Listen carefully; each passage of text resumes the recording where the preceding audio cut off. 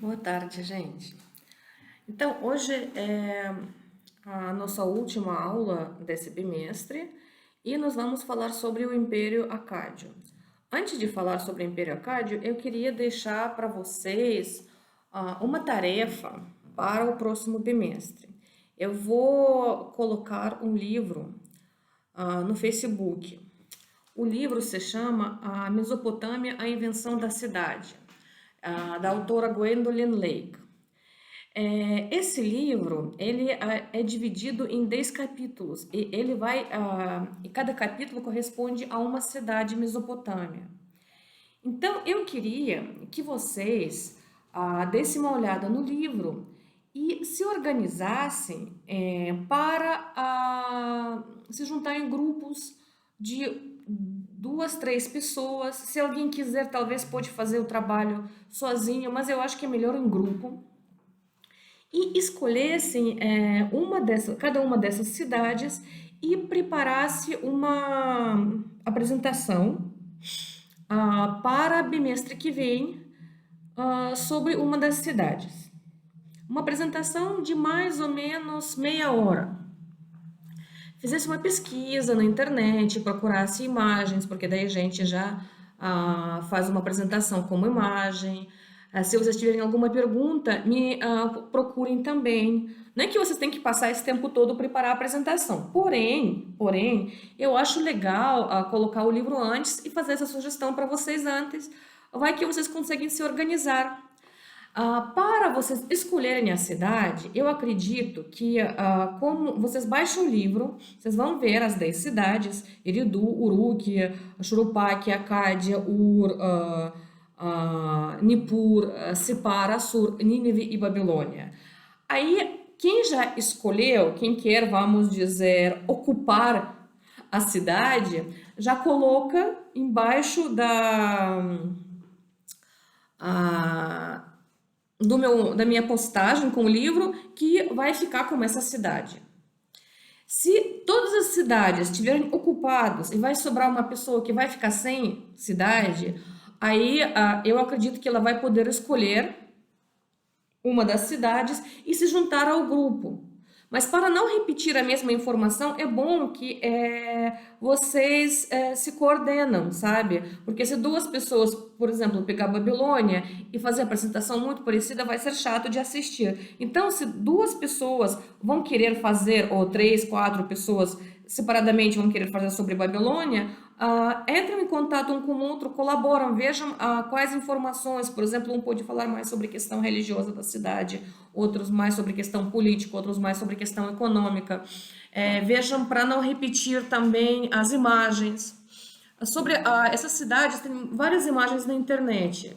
Quem tem conhecimento de língua inglesa pode procurar em inglês, principalmente imagem, né? Não é tão difícil assim.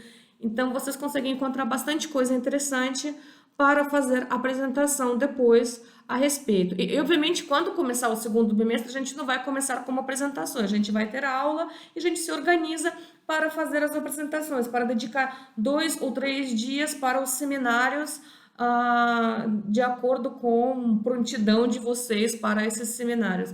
Mas eu acho que vai ser uma experiência interessante e vocês vão mais profundamente conhecer a cultura suméria, Cádia e Assíria, né, que se entrelaçam nas histórias dessas cidades principais. Vou deixar o livro quando vou terminar a gravar essa aula. Mas o livro é interessante, ele é bem escrito, tem uns momentos, aliás, que são super interessantes, principalmente quando são citadas as lendas que são ligadas às cidades, que vocês também podem trabalhar, não tem problema nenhum. Aliás, essas sociedades antigas a gente conhece muito mais pelas lendas, né, do que pelas fontes oficiais, né? Então, eu acredito que vocês podem aproveitar tudo que está no livro e buscar coisas a mais do ponto de vista da religião, aqueles vídeos que eu deixei a vocês sobre os deuses, do ponto de vista da arte, do ponto de vista de política e principalmente as imagens. Eu sinto muito falta das imagens, por isso que eu fico colocando para vocês no Facebook, mas eu acho que a história antiga, ela sem imagens, ela fica pobre, porque a gente tem tão pouca fonte que imagem ajuda muito na compreensão e na aceitação dessa cultura, dessas culturas que são tão distantes de nós. Agora que eu falei essa parte, né, apresentei o livro para vocês, eu vou passar para o Império Acádio e para o nosso texto, né, que a gente está trabalhando. Eu nunca trabalhei esse texto antes. Peguei ele na biblioteca do UFMG antes de começar a dar essas aulas, dei uma olhada, vi que ele é bem rico e resolvi trabalhar. Agora eu estou vendo que esse texto tem algumas coisas positivas, né? Porque ele trabalha bem os temas, ele é bem profundo, ele mostra várias versões dos acontecimentos. Por outro lado, ele tem um defeito que eu acho muito grande. Primeiro, ele é traduzido para o português de Portugal e eu acho que muitas vezes ele é mal traduzido. Às vezes a gente lê frase, eu acho que vocês perceberam também, e a frase parece que não casa. Parece que a pessoa que estava traduzindo, ela não, ou ela não é historiadora, ou ela não entende do tema que está traduzindo, mas muitas vezes, pelo menos me pareceu, que a tradução ela acaba tornando o texto mais complicado, mas não pela autoria do texto, mas justamente pela figura do tradutor, que ele dificulta a compreensão muitas vezes do texto. Não sei se vocês acharam disso. Porém, gente, é uma experiência, apesar que essa experiência que vocês pegaram bem no primeiro semestre, mas é uma experiência que todo historiador acaba passando. Sempre a gente acaba pegando, às vezes, uma tradução que não é tão boa assim, ou a gente tem que trabalhar com uma língua na qual a gente não é tão bom assim. Eu, por exemplo, sofro com o francês. Às vezes eu tenho alguns artigos que eu não consigo achar em português e espanhol e tenho que ler em francês. Eu sofro demais. Aí eu e o Google, nós juntos tentamos compreender o que está escrito no artigo. Esse artigo está em português, né? Esse livro está em português. Mas a gente tem certas dificuldades na hora de leitura desse livro. Então, se vocês tiverem também alguma pergunta e alguma incompreensão, vocês me perguntem, tá bom, gente? Ou às vezes fazem uma pesquisa para entender melhor. Então, o Império de Acádia.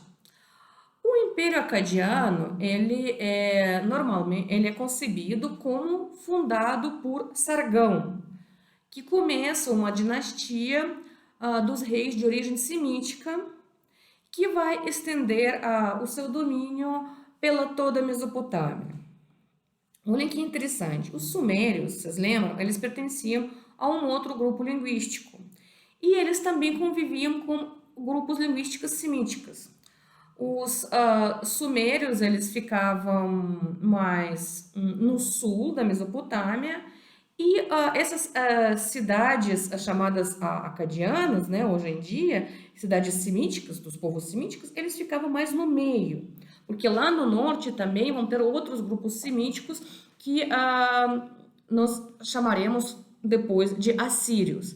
Então, os acadianos, eles ficavam no meio e eles conviviam com sumérios e, de acordo com vários historiadores, essa convivência foi sempre pacífica. Tanto que, quando o Sargão ele vai conquistar o poder primeiro na sua região, lá, acadiana, central, a cidade do Kish, ou Kish, dependendo onde vocês vão ver, o nome da cidade se pronuncia e se escreve de maneira diferente. E quando ele vai ocupar mesmo a Mesopotâmia do Sul, mesmo as cidades sumérias, ele não vai, por exemplo, substituir os sumérios por acadianos. A gente vê que o grupo dos homens que o apoiam, ele é multilinguístico. E o Império Acadiano, por que ele é tão interessante? Porque o Império Acadiano, ele tem uma quantidade de fontes muito maior do que as cidades sumérias, a cultura suméria que a gente estava estudando antes. Entre essas fontes, nós temos as cartas, os acordos de paz entre, entre vários países. Nós temos até, gente, eu acho isso super interessante, nós temos textos escolares, tá? E justamente a partir desses textos escolares, os historiadores concluem que era uma sociedade bilíngue, onde, dependendo qual língua que estava dominando a região, outra língua estava sendo estudada na escola. Quer dizer, as pessoas, os escribas, aqueles que ocupavam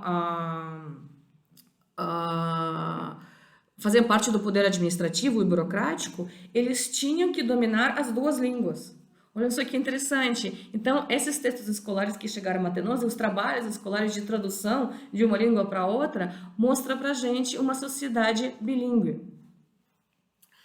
Mas até o século XIX, na verdade, a nossa cultura europeia não sabia nada sobre o Império Acadiano, porque ele aconteceu muito antes, né? Ele surgiu e acabou desaparecendo muito antes dos gregos, e todo o nosso conhecimento histórico sobre a história antiga, na verdade, maior parte veio justamente dos gregos. E somente no século XIX, quando começam os trabalhos arqueológicos na região, a gente começa a descobrir, os historiadores arqueólogos começam a descobrir e conhecer a história dessa região.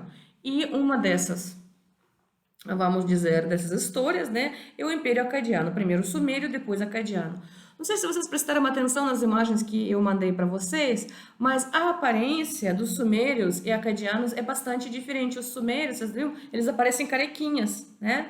E os acadianos, ao contrário, eles aparecem com aqueles grandes cabelos cacheados, com barbas também, assim, todas cacheadas, bonitinhas, organizadinhas.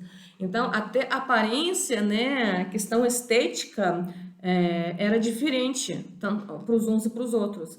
Então, realmente, eles não somente representavam dois grupos linguísticos, como também eles tinham uma aparência diferente, cultura diferente. Também os reis sumérios, as imagens sumérias, muitas vezes aparecem as pessoas com olhos azuis. Os olhos são pintados de azul. No caso dos acadianos, não, né? Mas como a gente sabe, o povo semítico não tem olhos castanhos.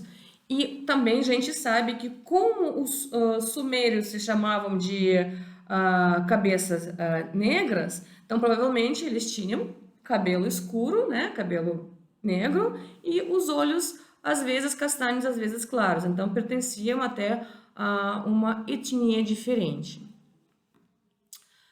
Então, as fontes que a gente conhece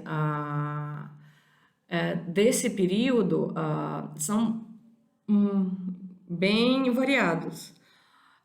Eles começam a ser encontrados no século XIX e depois no século XX, e eles dão um material muito grande sobre a história e cultura desse império, desse estado antigo. Os historiadores passam a ter vários documentos administrativos, documentos judiciários, quer dizer, legislação, né? Documentos burocráticos, né? De organização, de imposto, né? As inscrições régias, inscrições religiosas também, e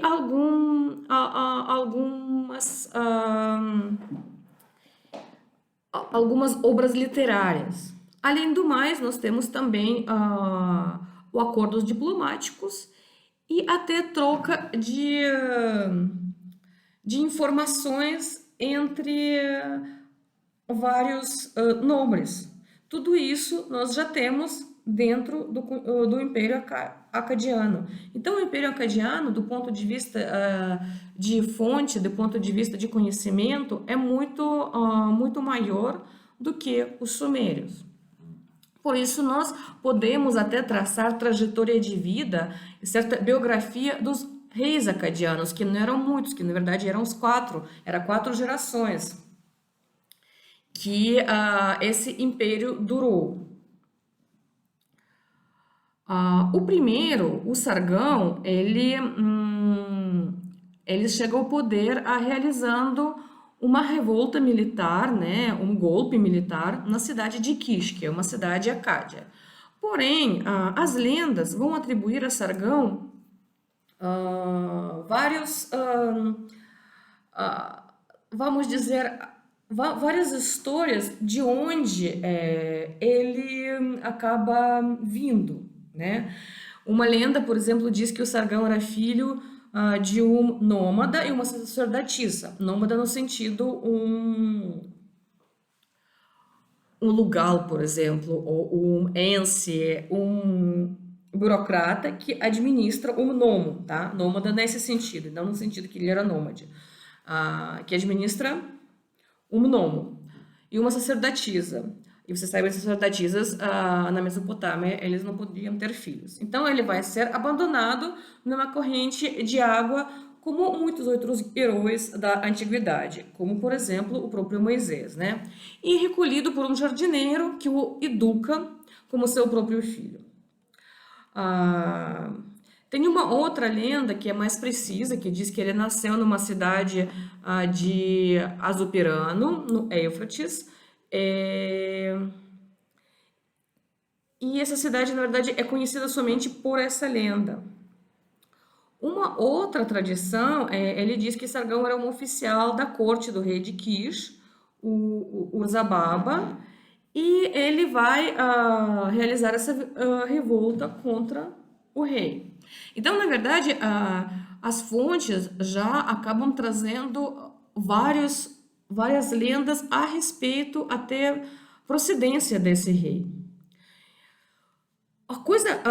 A informação que a gente sabe com certeza que por volta de 2.300 anos antes de Cristo, o Sargão ele revolta-se contra o rei de Kish e funda a sua nova residência numa cidade perto do Kish que acaba se chamando Acádia. Na verdade, até hoje em dia, a gente não encontrou essa cidade. Essa cidade a gente conhece somente pelas fontes que ela existiu. Essa cidade desapareceu e não foi encontrada ainda por arqueólogos. Então, vocês têm todas as chances ainda de se tornar os descobridores de uma cidade muito famosa, Mesopotâmia, que os historiadores ainda não encontraram. E provavelmente ela é possível de ser encontrada porque uma cidade que tinha várias riquezas acumuladas, ela deveria ter vários prédios, né, vários templos construídos com pedras pesadas. Então, ela não pode ter sido desaparecida completamente da face da Terra. Em algum lugar ela deve estar. E ela pode ser encontrada. Então, ele vai fundar a sua nova residência, vai construir uma nova cidade, e ele vai adotar o nome de Sargão, que na verdade Sargão, a gente chama ele hoje em dia. Pronunciava-se Sarrukin, quer dizer o rei legítimo. Então, na verdade, o nome dele, de verdade, a gente não conhece. E ele vai se colocar também a partir desse momento sob proteção de uma grande deusa semítica, Ishtar, que é associada com a deusa suméria Inanna. Isso, ela é associada com deusa suméria. Na verdade, os deuses semíticos e os deuses sumérios, eles têm uma associação. Alguns convivem e outros são a reflexão um de outro, assim como deuses gregos e romanos, por exemplo, né? O Júpiter e o Zeus, Junona, como é que vocês falam em português? Juno, isso. Juno e a Hera são deuses que são, na verdade, reflexo, né, uma da outra. Então, o Sargão, ele é uma pessoa que provavelmente de origem não aristocrática, que vai ter uma certa ascensão social e realizar um golpe e tomar poder na cidade de Kish, e vai acabar ocupando as outras cidades em sua volta. A gente sabe que ele travou 34 batalhas para conseguir ah, ah, lutar com a resistência dos outros reis das outras cidades. Então, a partir de as suas realizações, ele acaba dominando toda a região. Então, os historiadores sabem que ao ocupar Kish e construir sua própria cidade, o Sargão, ele vai conseguir o título dos governadores do norte. Ele vai se tornar o Lugal de Kish. Lugal de Kish é como se fosse, lembra, a gente viu na outra aula, o Lugal é um rei que tem influência não somente sobre a sua própria cidade, mas também os outros governantes das outras cidades obedecem a ele. Então, se tornando o lugar de Kish, ele acaba se tornando como se fosse um governante principal do norte, né, daquela região semítica de Mesopotâmia. E ele, nesse momento, ele vai ter um apoio da população, que essa população vai formar o exército dele e, com a ajuda desse exército, o Sargão vai realizar várias ações militares contra os nomos vizinhos.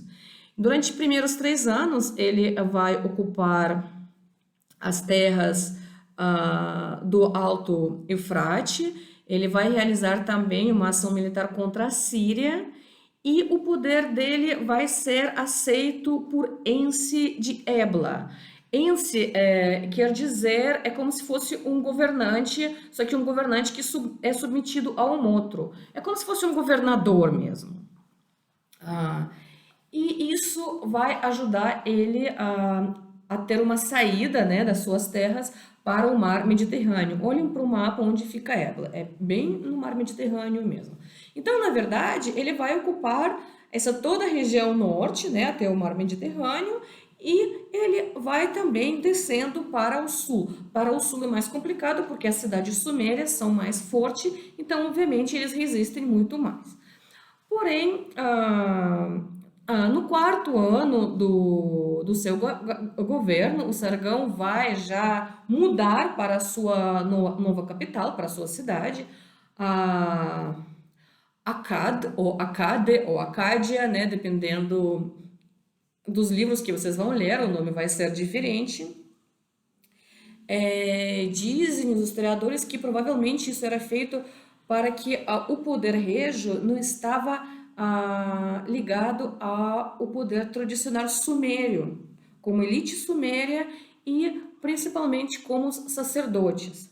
Então, como o título dele era Lugal de Kish, e o Lugal de Kish, na verdade, era um título sumério, né? Era um rei que governava a partir do Kish todas as outras cidades no norte da Mesopotâmia.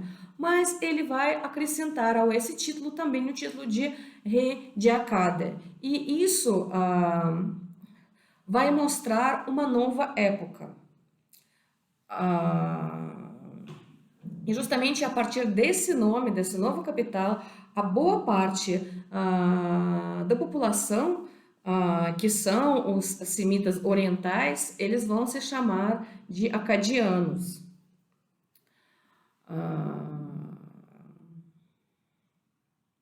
Então, quando o Sargão vai conseguir se fixar no norte, ele vai começar a guerra com a Lugal-Zaguese. Lugal-Zaguese era o último lugar sumério, né, que estava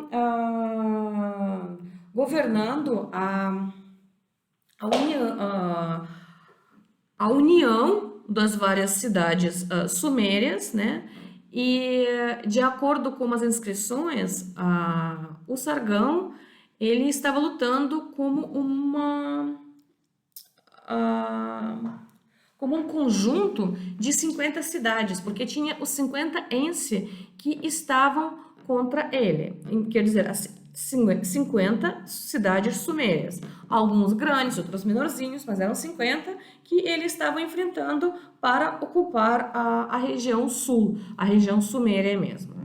Então, mais ou menos em torno de 2312 antes de Cristo, essas cidades, né, esse exército, ele foi derrotado e a maioria dos seus chefes, dos seus governantes, assim como o lugar Zaguesse, eles foram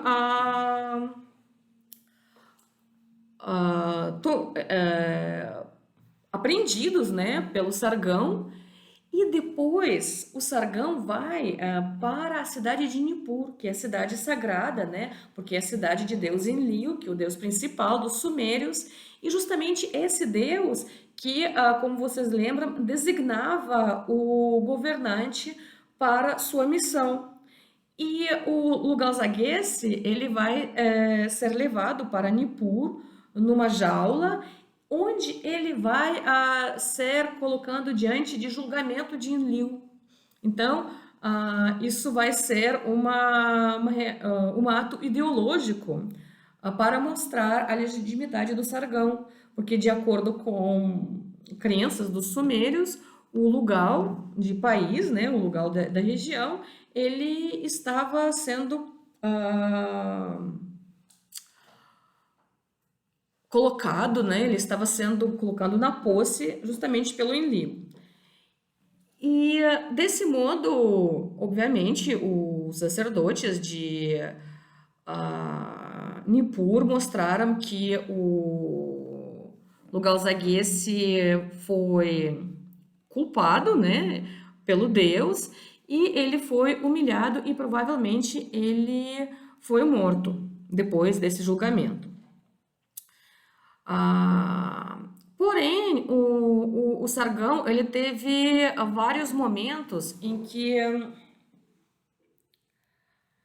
as cidades da Mesopotâmia, que durante séculos, né, se consideravam cidades livres e que não estavam sendo influenciados por outros, né, cidades, e que não estavam sendo submetidos num império, então toda hora Sargão ele tinha que lidar com vários levantes. E, como eu já tinha dito, né, ele tinha que lutar em 34 batalhas até que os seus guerreiros conseguiram lavar suas armas.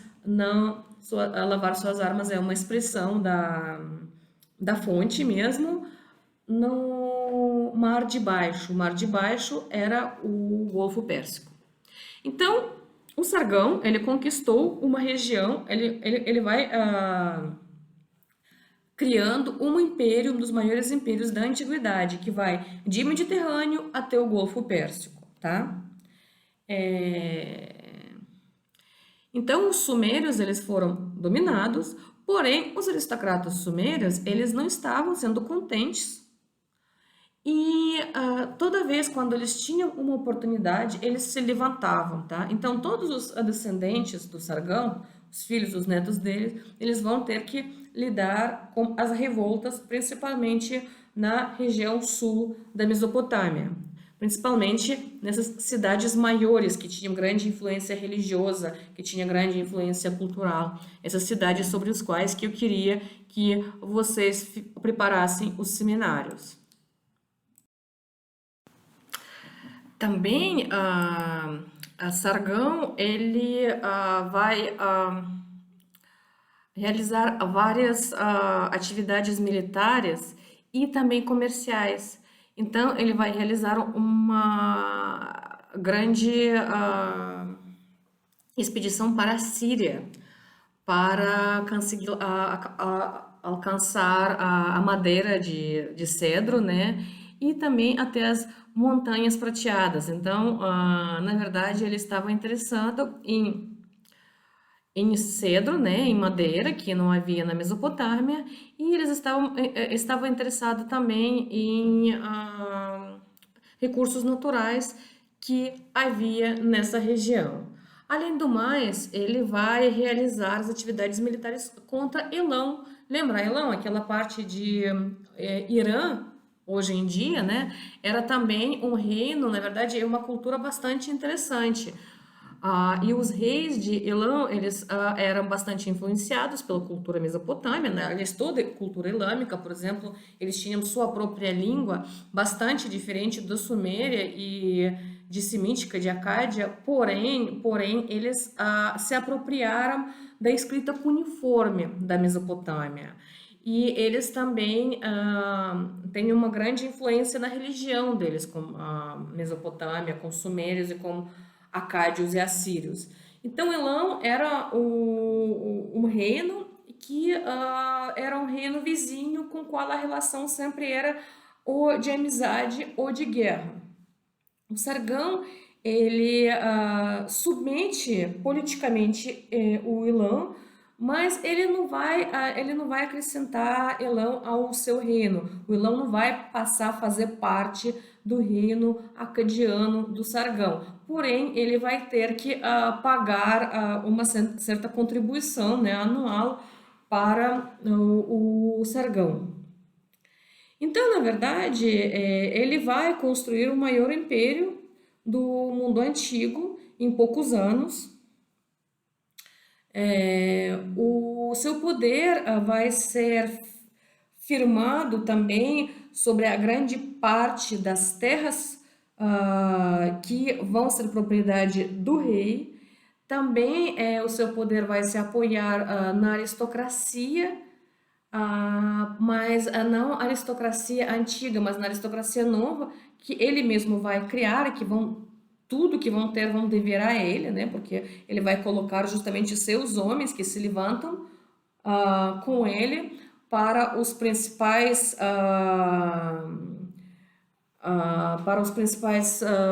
lugares de governo, né? Ele vai colocar justamente eles para governar os nomos. E também ele faz tudo para conseguir o apoio ideológico dos sacerdotes. Por isso, ele vai fazer de tudo para proliferação do culto, por exemplo, de Deus Abba em Acádia, o Zababa, o deus de Kish, em Lil, em Nippur, tanto os deuses sumérios como os deuses semíticos vão ser apoiados por ele. Então, durante o governo dele, os historiadores sabem disso porque as estátuas dos deuses estão sendo construídos, os templos recebem grandes doações e durante o governo dele são realizadas várias reconstruções desses templos. Porém, as suas tendências despóticas, eles faziam com que os sacerdotes ficavam cada vez mais descontentes com o monarca, porque ele fazia questão de governar com poder único toda a região, não dando, vamos dizer, possibilidade aos próprios sacerdotes, diminuindo o poder dos sacerdotes também. Depois da morte do Sargão, o reino vai para seu filho Rimos. E o Rimos, ele já começa a governar a partir de uma grande revolta. Como estava escrito numa das tabelas, como escrita cuneiforme que foi encontrada, ele, com as próprias palavras do Rimos, como se ele tivesse pronunciado, ele pronunciou o seguinte: todos os territórios que meu pai deixou para mim, eles se revoltaram contra mim, e nenhuma ficou-me fiel. Então, ele começa o seu reinado realizando várias atividades militares. Ele vai conseguir restaurar o controle sobre todo o território, realizando com isso, ele vai realizar isso por meio de grande terror. E de acordo com as fontes dizem, né, que ele acabou sacrificando para pacificar o país 54 mil pessoas. Como vocês sabem, né, todas as fontes históricas, antigas e medievais também, quando eles falam sobre a quantidade das pessoas que acabam sendo sacrificando, em razão da guerra ou em qualquer outra razão, eles sempre são exagerados. Nunca é tanta gente. Fontes exagera mesmo para mostrar, para impressionar o leitor, aquele que vai receber essa informação no futuro. Porém, pelo fato de ter escrito isso, a quantidade das pessoas que acabaram sendo mortos por Rimos provavelmente era muito grande. Depois de conseguir pacificar a região, o Rimos vai realizar também uma ação militar contra Elão, contra o rei do Elão, com mais um nome super complicado, Hishepratepa. E ele vai destruir algumas cidades. E também ele vai realizar de novo várias ações contra as cidades do sul, cidades sumérias, tais como Lagash, Adaba, Lagash principalmente, uma cidade que sempre estava lutando por sua independência durante toda a história. Tanto Suméria, né, que ela estava tentando se ver cidade à parte, como durante o período acadiano. Também cidade de Uma, cidade de Dera também. E de novo, os escritos vão dizer que ele vai matar os Ensi das cidades que ele domina e mais de 12 mil pessoas vão ser mortos e mais de 20 mil vão ser levados para a escravidão. Porém, obviamente, a gente não pode comprovar nada disso. Mas, apesar de todo esse terror, a posição do Rimos não era muito firme. E depois de, se não me engano, uns 9 anos do seu reinado, ele morre, provavelmente em função de... Ele é morto, ele é assassinado por sua própria aristocracia. De acordo com uma fonte, os aristocratas, durante um conselho, acabaram jogando neles até a morte aqueles selos de pedra, aqueles que eu deixei para vocês ver no Facebook, aqueles selos que eram símbolo de poder, né? Símbolo de poder administrativo. Então, todos os nobres, todo aristocrata tinha seu próprio selo. Então, diz a lenda, né? Diz a fonte, na verdade, que eles começam a jogar esses selos no rei e acabam matando ele junto com os selos. Provavelmente eles não podiam entrar com as armas e ficar perto do rei com as armas. Quem soube no trono depois de Rimos é o irmão dele, Manistuxo, que na verdade que ele vai realizar mais ou menos as mesmas coisas, né? Ele vai lutar contra o separatismo para melhorar a sua posição, para afirmar a sua posição. Ele vai aumentar a quantidade das terras régias, comprando, não só tomando à força, mas comprando aquelas terras comunais. E também ele vai realizar 2 atividades militares contra Elão e ele vai realizar também uma expedição nos navios através de Golfo Pérsico, o Golfo Persa.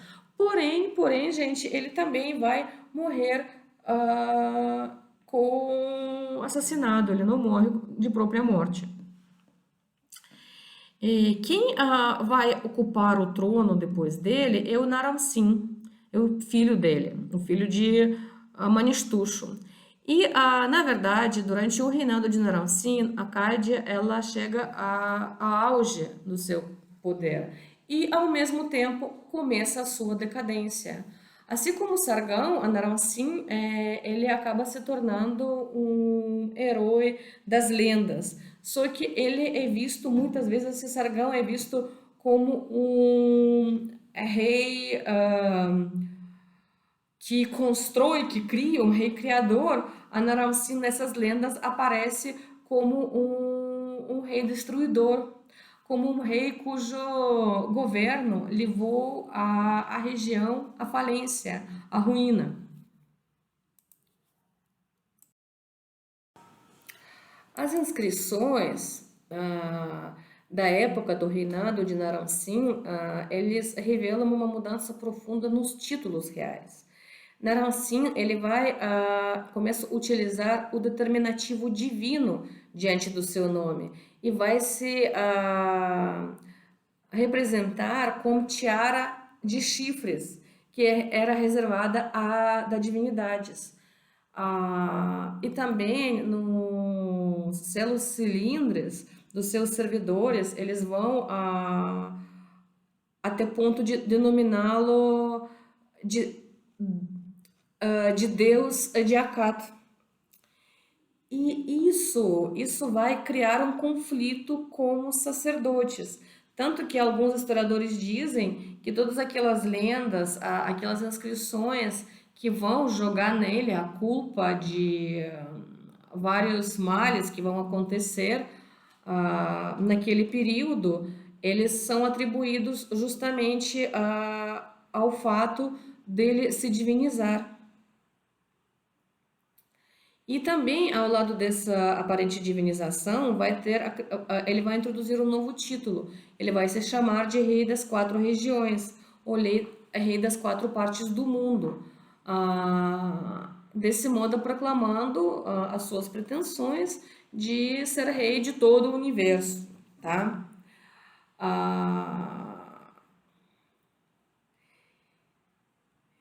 E, na verdade, o conjunto dos textos que pertencem à época do Naram-Sin ressalta uma imagem bastante confusa.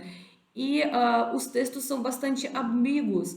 Alguns falam sobre triunfos e outros falam sobre os desastres durante o reinado dele.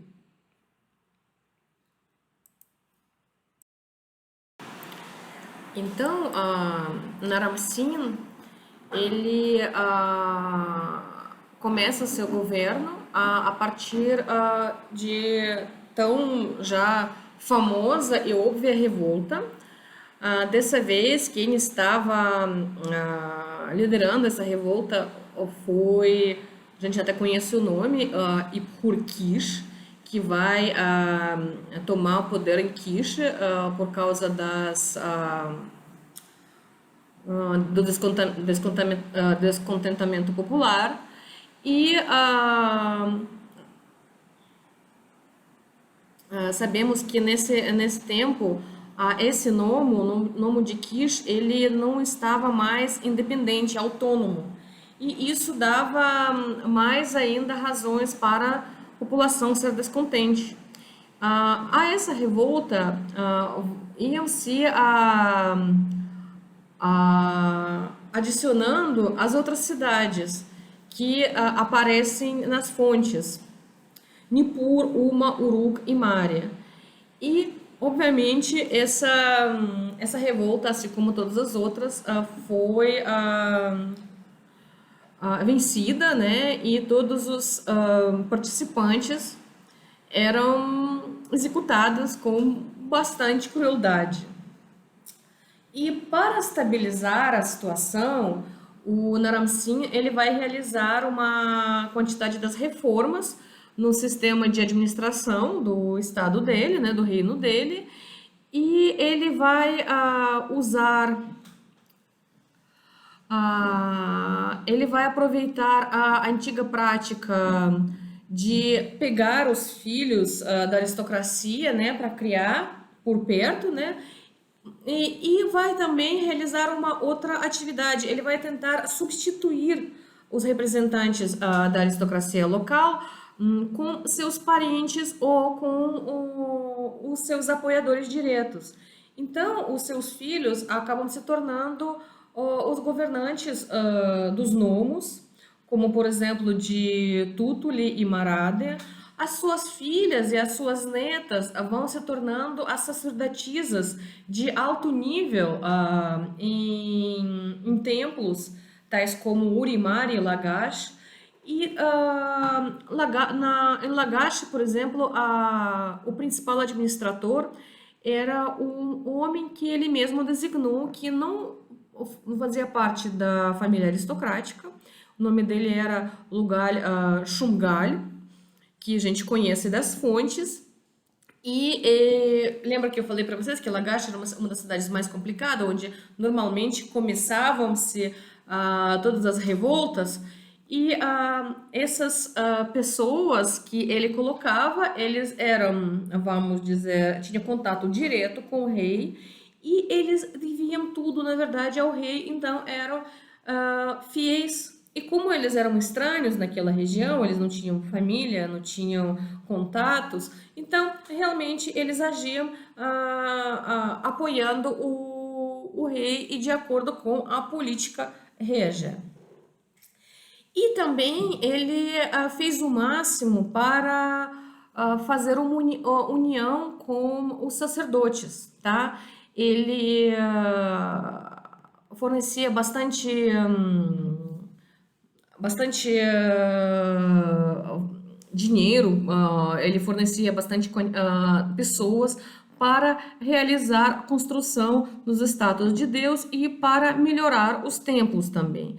E parece que, a princípio, a sua política, principalmente a relação aos sacerdotes, a relação aos templos, deu certo, porque quando ele realiza essas reformas, quando ele acaba com as revoltas, ele começa a realizar várias atividades militares para fora do seu país.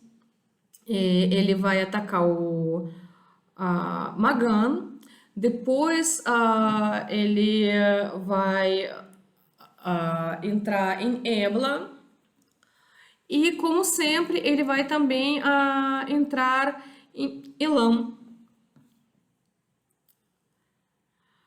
Porém, aqueles momentos ideológicos que o Naram-Sin vai fazer para firmar o seu poder, tais como de ser chamado de Deus de Akkad, vai fazer com que os sacerdotes acabam virando a cara contra ele.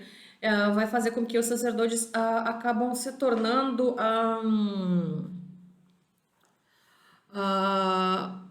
se não inimigos, pelo menos vão entrar numa posição contra ele. Tanto que a gente conhece uma certa quantidade de poemas histórico-didáticos que escritos justamente pelos sacerdotes, que vão mostrar o Naram-Sin como alguém negativo, ele vai aparecer como uma personagem negativa. E principalmente ele vai ser acusado de extração de estátua de Ikur, de principal templo de Enlil, e diz que justamente por isso ele vai ser amaldiçoado pelos deuses. Esse conflito com os sacerdotes, ele acontecia justamente no momento quando a sistema de irrigação ela entrou em colapso, ela foi destruída e o país começa a passar fome. Na verdade, no ano passado foi feito um estudo muito interessante. Os pesquisadores japoneses eles fizeram uma análise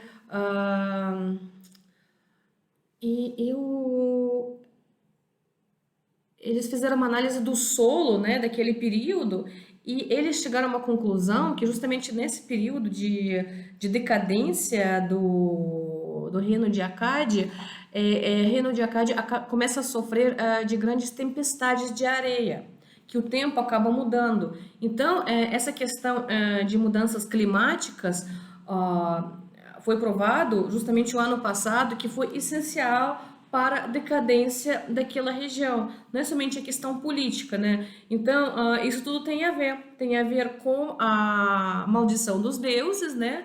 E com grandes problemas na irrigação, no sistema de irrigação, que era destruída justamente em função dessas tempestades de areia, e também por causa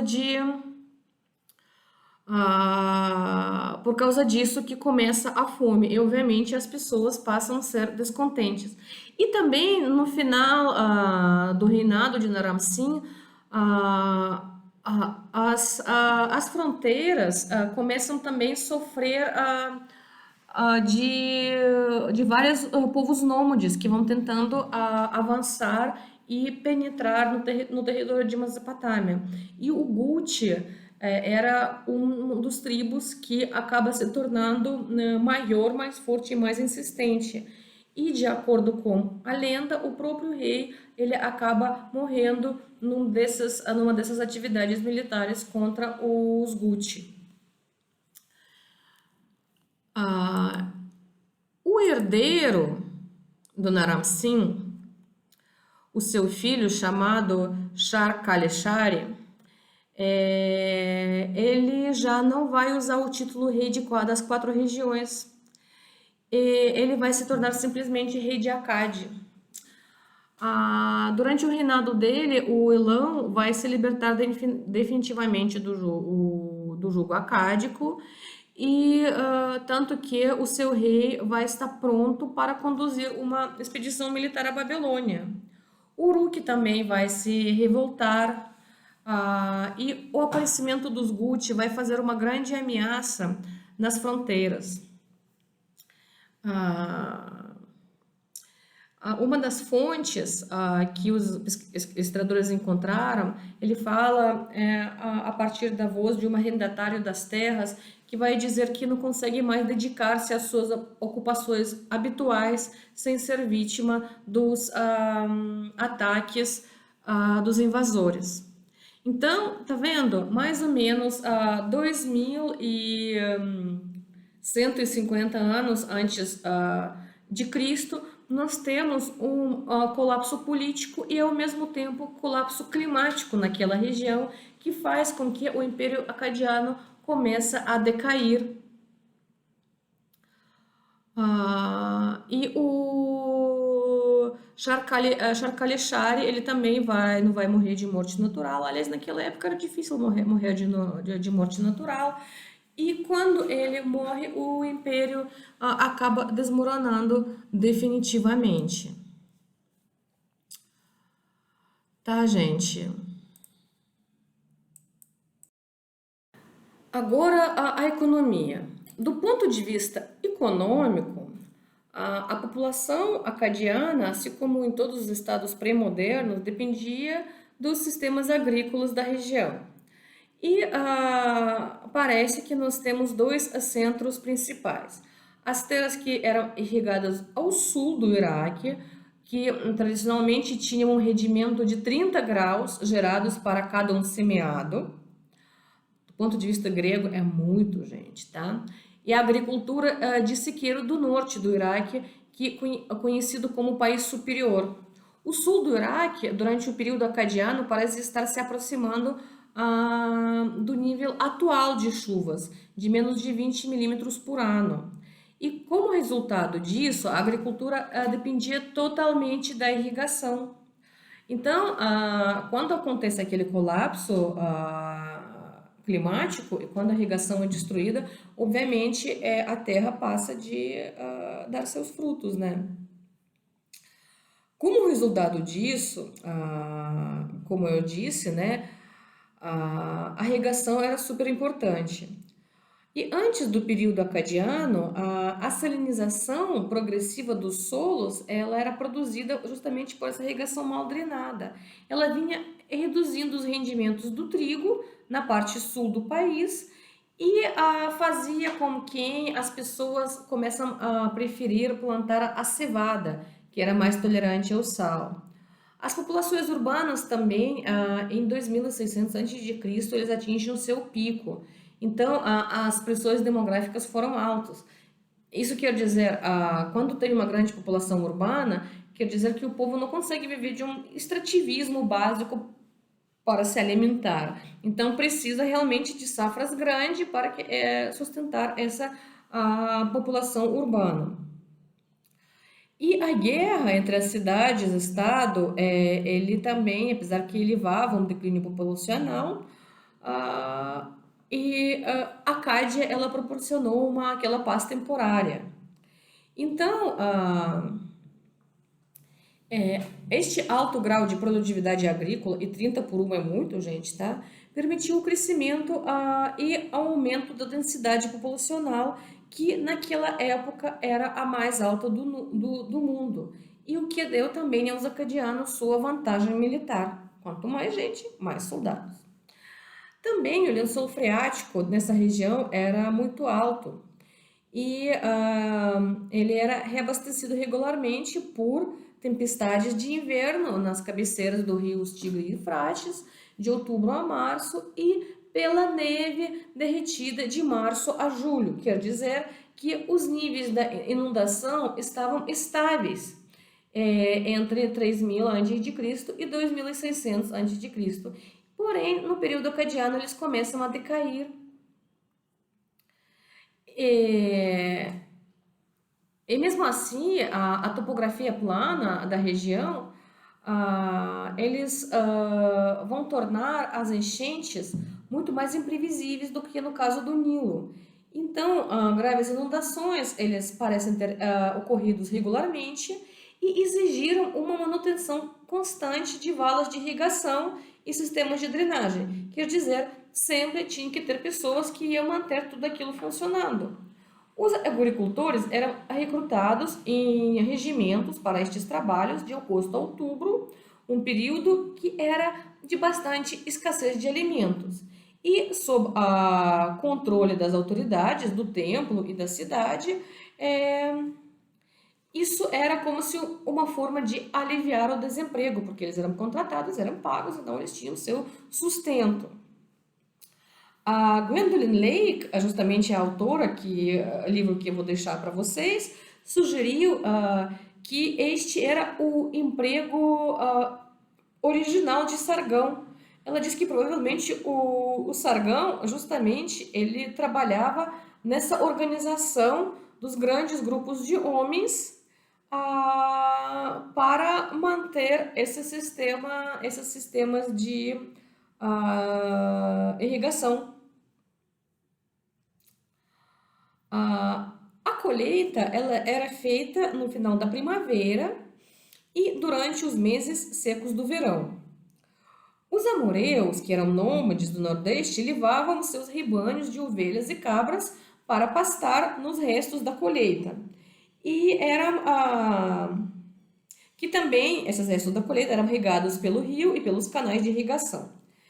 E por este privilégio, por eles poderem entrar e pastar seus rebanhos, eles tinham que pagar uma taxa de lã, carne, leite e queijo aos templos, que depois distribuíam esses produtos à burocracia e ao sacerdócio. Em anos bons, tudo funcionava bem, mas nos anos ruins, pastagens selvagens ficavam em falta. No inverno, os nômades tentavam pastar seus rebanhos nos campos de graus, o que resultava em conflitos com os agricultores. E parece que o subsídio das populações do sul pela importação de trigo do norte do império também superou temporariamente esse problema.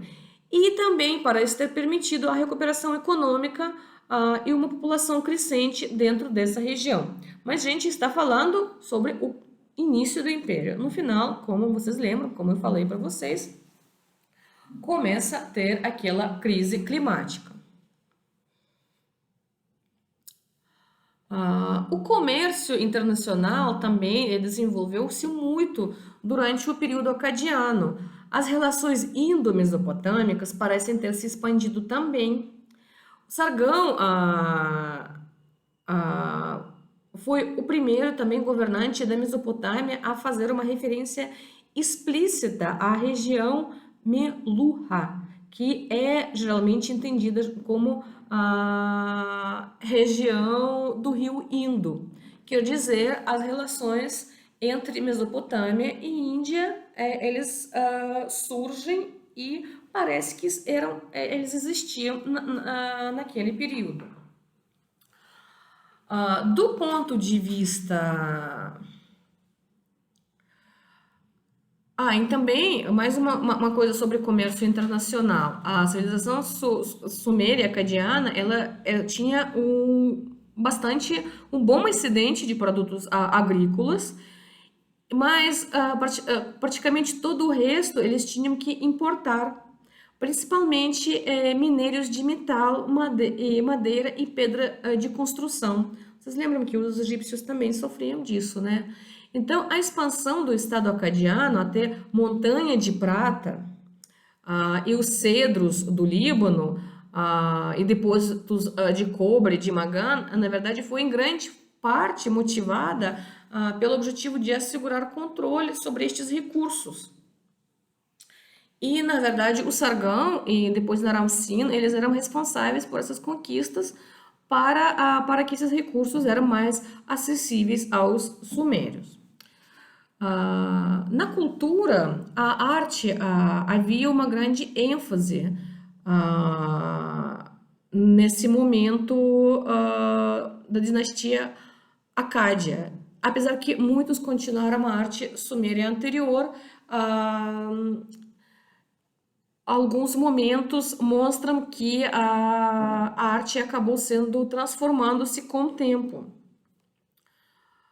Os acádios, eles usavam também as artes visuais como um vetor de ideologia. Eles desenvolveram um novo estilo para selos cilíndricos. Eu mostrei para vocês, né, 2 selos cilíndricos diferentes, reutilizando decorações tradicionais de animais, mas organizando as em torno de inscrições. As figuras também se tornaram mais esculturais e mais naturalistas. Novos elementos também eram incluídos, especialmente em relação à rica mitologia acadiana. A língua no Império Acadiano eram 2 línguas, como eu já tinha falado. Porém, a língua semítica ela vai avançando e vai acabando ocupando cada vez mais lugar. E pouco a pouco ela vai substituir a língua. Pouco a pouco ela vai substituir a língua dos sumérios. Apesar que, gente, o sumério ele vai continuar sendo bastante importante, principalmente quando estávamos falando das questões religiosas, dos cultos e dos livros sagrados. Nesse caso, o sumério vai continuar ainda sendo usado por muito e muito tempo. Então, na verdade, essa é a informação principal que a gente tem sobre o Império Acádio. Na próxima aula, que eu espero que a gente vai se encontrar ao vivo e a cores, vamos estudar a terceira dinastia de Ur. E o texto que a gente viu agora é um texto pequeno, vocês vão ver, eu acho que é somente 15 páginas sobre os acádios. Então, leiam ele, por favor, dentro do nosso texto principal e começam a estudar o livro que eu dei a vocês para que a civilização suméria ficasse mais gravada na memória de vocês, porque realmente a história desses povos, a história dos sumérios, dos acádios, ela é muito distante da nossa cultura. Então, a gente acaba tendo dificuldade tanto em memorizar os acontecimentos, como em pronunciar os nomes também e várias outras coisas. Então, a única coisa que nos pode ajudar nisso são as leituras várias e diversas para que essa parte da história ficasse na nossa memória. E muitas vezes, gente, isso acaba sendo útil quando nós vamos estudar outros momentos. Por exemplo, para quem vai trabalhar com o século XIX e vai trabalhar com essa questão de ciência, isso vai ser super importante para entender por que as pessoas começam a interessar por esse mundo antigo, por que eles vão começar a fazer essas escavações arqueológicas. Isso é bastante interessante, bastante importante. E vocês vão ver isso no futuro, nas outras matérias. Eu, da minha parte, estou ficando por aí. Um abraço a vocês. A gente fica mantendo contato por WhatsApp e pelo Facebook. Quem não me entregou tudo, antes de lançar a nota, eu vou passar por todos que estão me devendo alguma coisa, eu vou conversar com eles, a gente faz um acordo e vamos nos ver no bimestre que vem, gente. Um abraço a vocês.